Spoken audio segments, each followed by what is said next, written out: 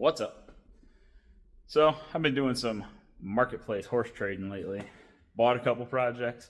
I've sold a couple projects. I got the 55 tucked away in the corner, and the van is in storage, which is so weird not having it here. But that means it is time to get back on the C30. So, I've picked up a couple little things here and there while I've been waiting. I found a smoking deal on some baby Alcoas, so I picked them up.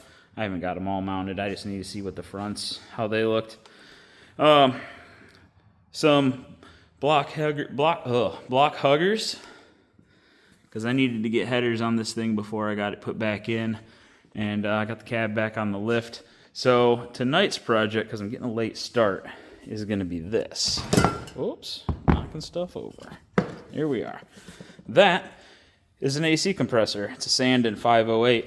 It's pretty common compressor to use for an engine-driven air compressor for the air ride.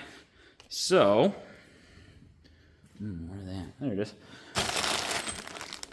I have a bracket kit. It didn't come with instructions, so I have to figure out how that goes. And that's going to get mounted up on that side. And I'm going to try to get that compressor on there. So people are probably wondering, what is the deal and the advantage of having the engine-driven compressor? It's a lot easier, obviously, to just order two Viair 480s or 444s and wire them up, plumb them into your tank, and you have all the air you need for your air management on your vehicle. The big advantage of running an engine-driven like a Sandin or like a York piston style compressor are onboard air. That's full 160 pounds of air, and that gives you the ability to run an impact or fill tires, and basically anything you would use your shop compressor for, you can use your vehicle for, and the speed at which it'll fill a tank. So a couple of electric compressors will fill a 5-gallon tank in a minute and a half, depending on your pressure switch and stuff like that.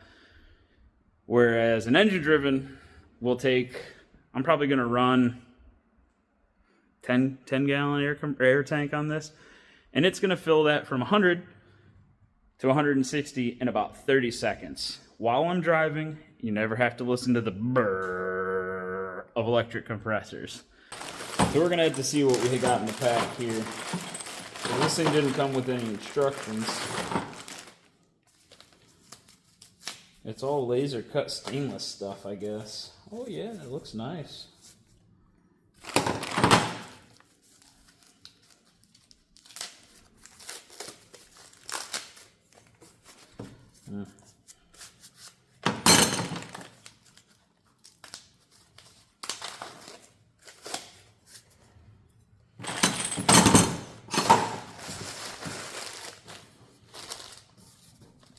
Well,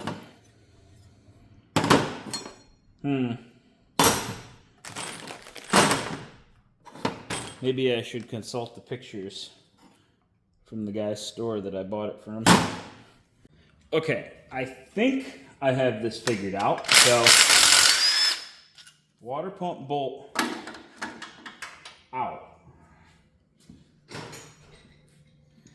And then these two go here, I think. Okay, that spacer looks like it's going to be right. Is that threading in there? Yes.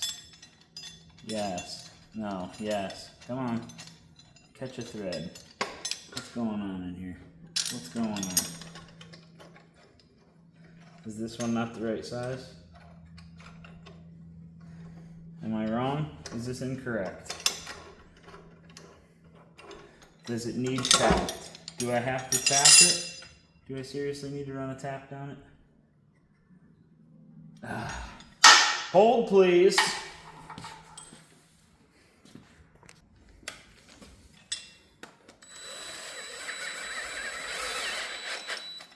Wasn't even that gunked up. Maybe a little bit. Oh yeah. There we go. Now it's starting. Well, should I tap this one too? That's going in too nice. Now I feel like I need to tap this one.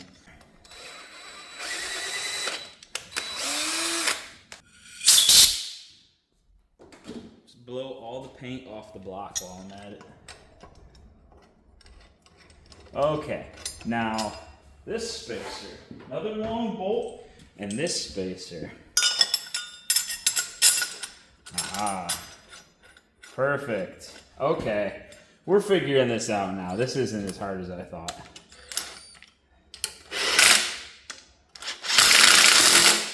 I'm obviously going to go back and retorque those with a beep, beep, beep machine here in a minute. Okay, let's figure out how to put the compressor on. I will tell you what, there are not very clear instructions for this thing. So, I think that it goes this way. I think these, there's an extra bolt. Why is there an extra bolt? Oh, I know where the extra bolt goes. Dummy. I know exactly where the extra bolt goes. Disregard my confusion. I still don't know how this is all supposed to work, but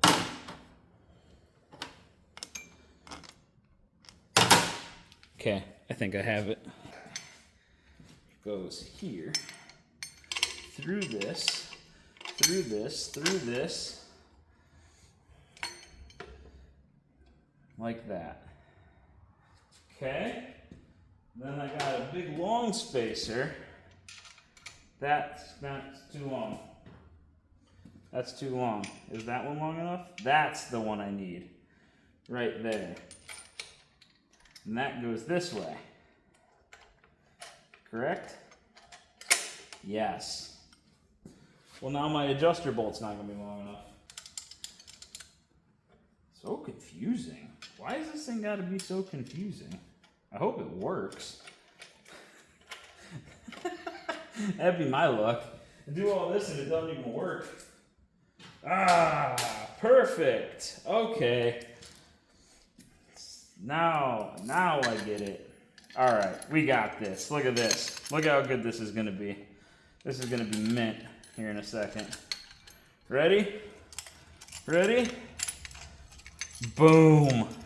Wow, that thing hangs off the side of the motor. Well, I guess it's not that bad if I put a short belt on it. All right. Wow, that thing isn't even remotely lined up with anything. That's a problem. That's a big problem.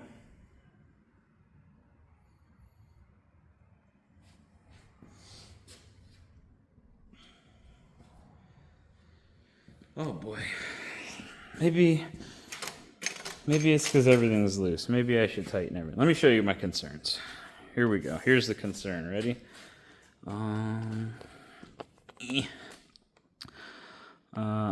There's straight on all the other pulleys, and it is way, way back. It's a full... I don't know. Let me tighten it up. Well, with the bracket all tight and torqued down, it still doesn't line up. Like it might, the belt might stay on. It's about 3/8 of an inch off, which is a lot. It's kind of hard to get it on the camera, but see, look in there. The alternator, whoa, big finger. The alternator is going to go on the front rib. The compressor is going to go on the back, but I don't know. I'm not very confident about that. I think I'm going to need to space that thing out. So, boy, I'm not like super jazzed about how far that thing hangs out there too. Yeah.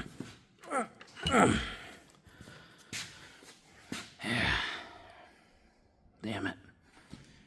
Alright, I'm not totally in love with the idea that I came up with, but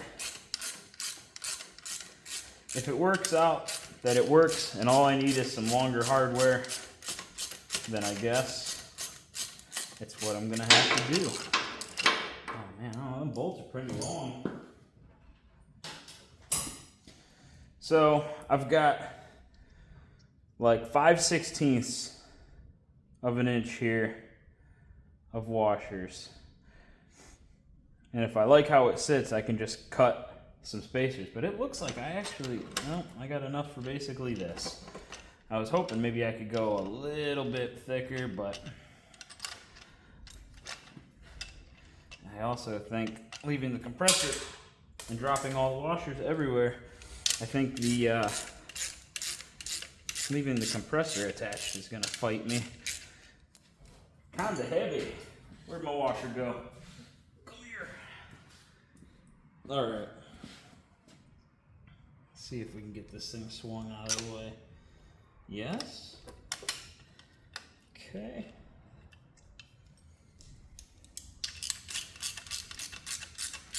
I hope this works. Oh man, everything's under pressure. Really a big fan of everything being under pressure. Doom, doom, doom, doom, doom, doom. Right? Pressure pushing down on me. Pushing down on all these washers. It's a shame because this kit was specifically for a long water pump. And it was actually pretty hard to find a mount for this side of the block in a long water pump. It still wasn't long enough. It will be fine. For some of the scary stuff I've seen at mini truck shows, a couple of washers in here. It's really not that bad.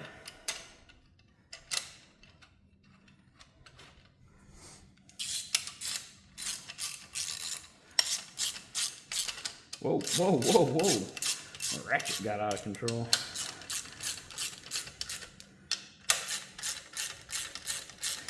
Alright. Was 5/16 enough? I do like the bracket though. I'm digging the laser cut stainless. And came with nice stainless hardware. Okay, where's my belt? Let's see if this is better or just bad the same direction. Hi-ya.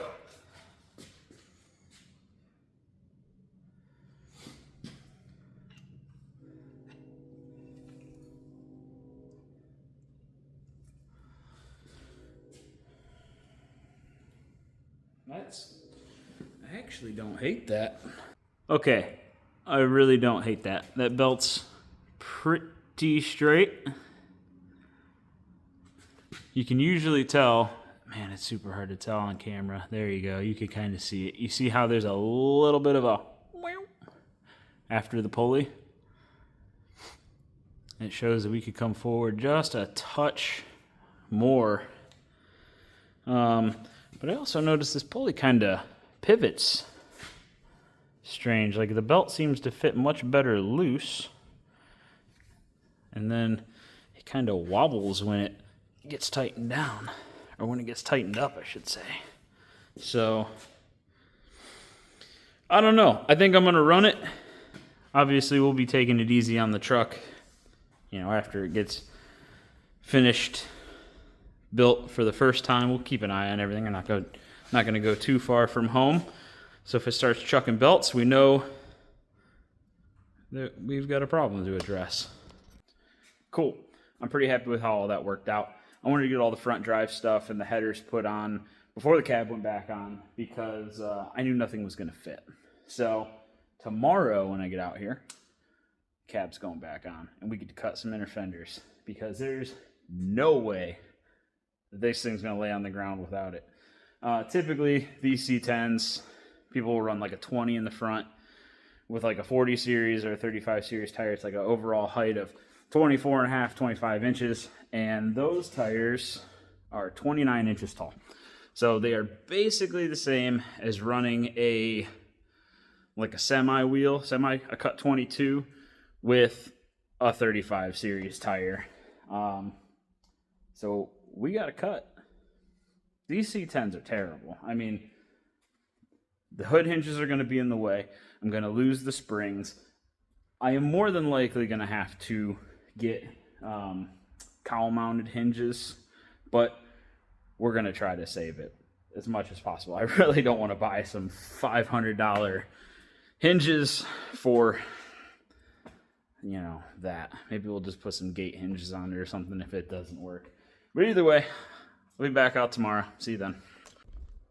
Next day. I think winter's finally upon us here in Ohio.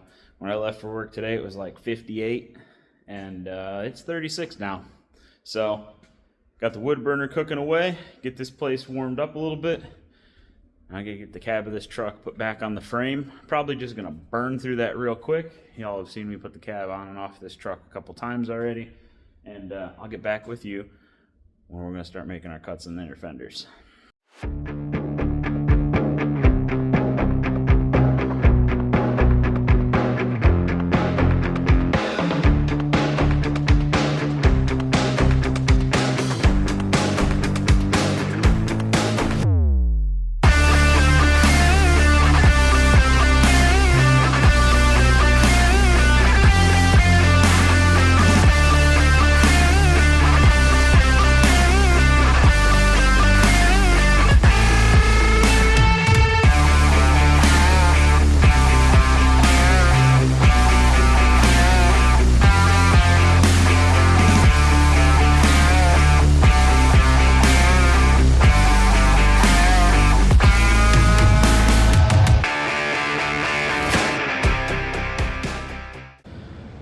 That was pretty painless.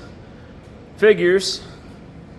Go through all that heartache yesterday with that compressor bracket and ended up having to unbolt it anyway because it wouldn't clear the inner fender. So, looking at this, oh man, bad stuff. Bad stuff's gonna happen. I can already see it. So I gotta get these springs off first. I might just unbolt the hood hinge. And then I'm gonna start laying it out and seeing where I gotta cut. I don't know. I'm not super thrilled. I think usually with these trucks you gotta be in here where these bolts are anyway. I hope I don't have to get any farther out because the pinch weld of the hood lays right here. So hopefully I don't have to get out past this lip. I shouldn't.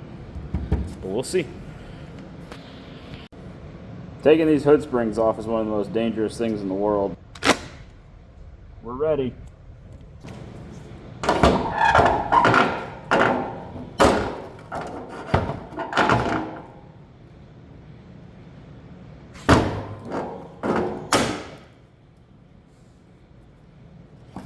There's one.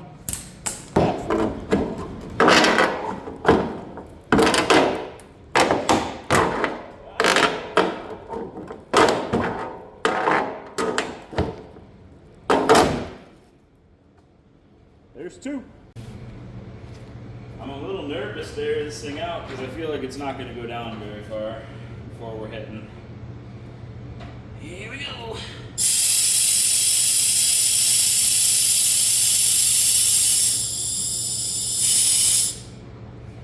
Yeah. Wow, that actually is better than I was expecting. 2 inches. We still need 2 inches. Hey, look at that. It's like deforming the fender. It did get down quite a bit lower than I expected it to. I had a pretty good indicator of where I got to cut. It's the big bulge in the fender here. Alright, here's my initial cut line. I'm going to go all the way up to here. Spring bracket's going to come off. And I'm going to cut that out. And only realize that it's still too small and we got to get up into here and up into here and back into here, and hopefully we can stay out of here, and it's probably going to have to come out to here, and Man, I really hope not. I really don't want to go any farther than that cut line. So, you know, fingers and toes crossed.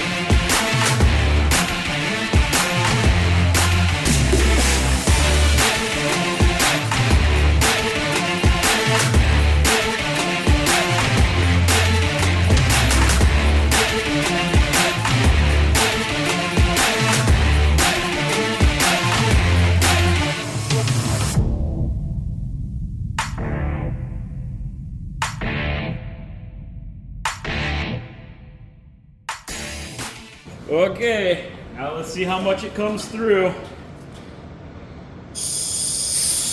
know we're going to be cutting this. Come on. Come on. Oh, no, it's already bad.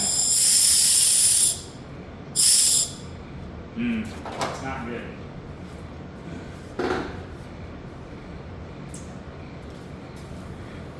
That's not good. I really don't want to be out that far.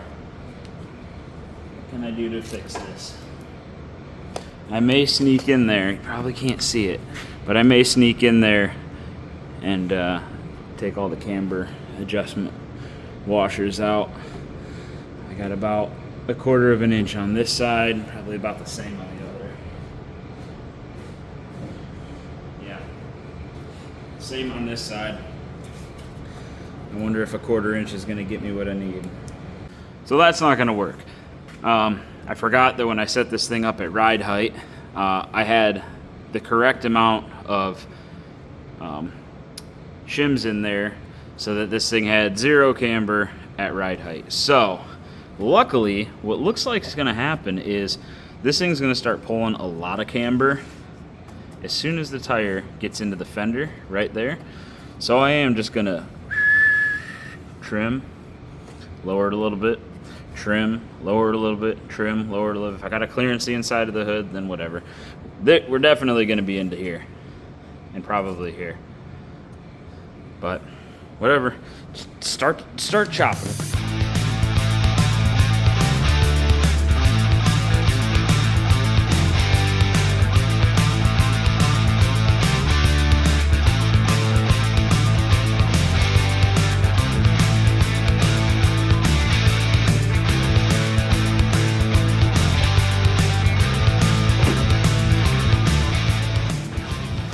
Alright, that clears beautifully, actually. I'm still underneath the hood. I may have to just trim the lip of the hood just a tiny bit. But we're already down level on rim. We got about 1.5 inches to go. So now, I'm just gonna start radiusing this out. We're gonna go here. And it's looking like I'm gonna save the hood. And you know what? I'm not even gonna say that yet. I'm not even gonna say that yet. Okay. Chop chop.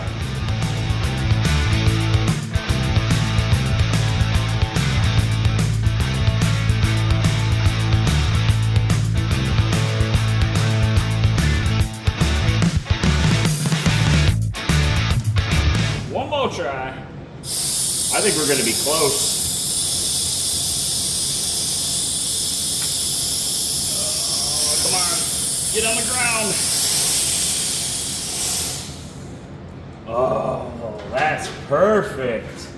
What about this side? Well, that side's better than perfect. Why do I got so much room over there?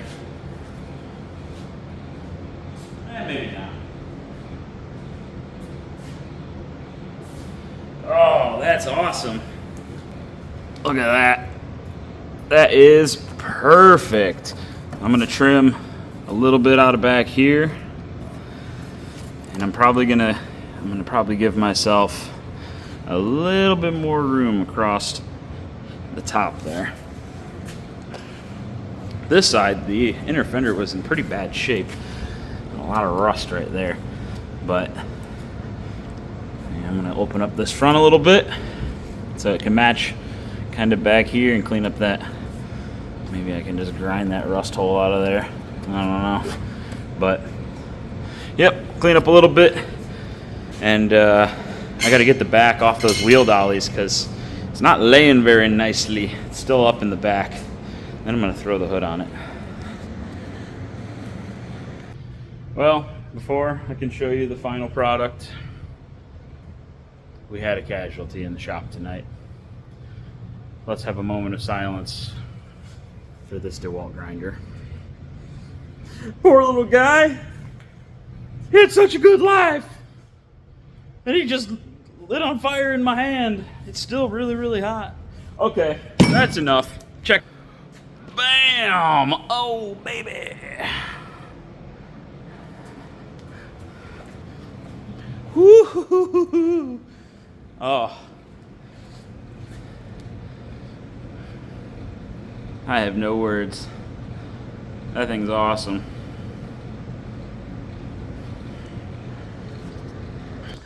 So that's a big, big, big, big step complete.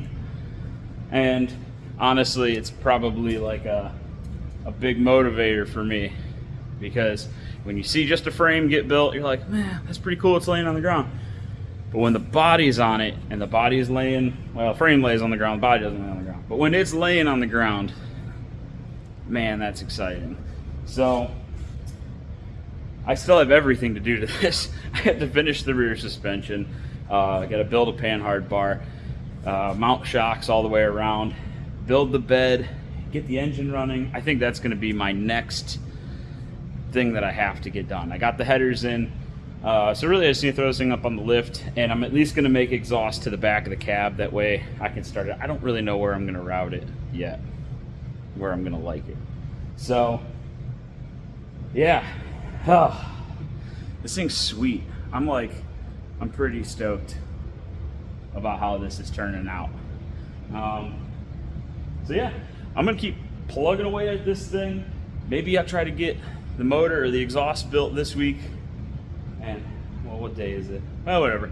Maybe I'll get the exhaust built this week, finish up the rear suspension, and then this thing will be like a full roller, and I can just work on getting the motor started, and then, you know, the bed and stuff like that. So, see you next time. Thanks for watching.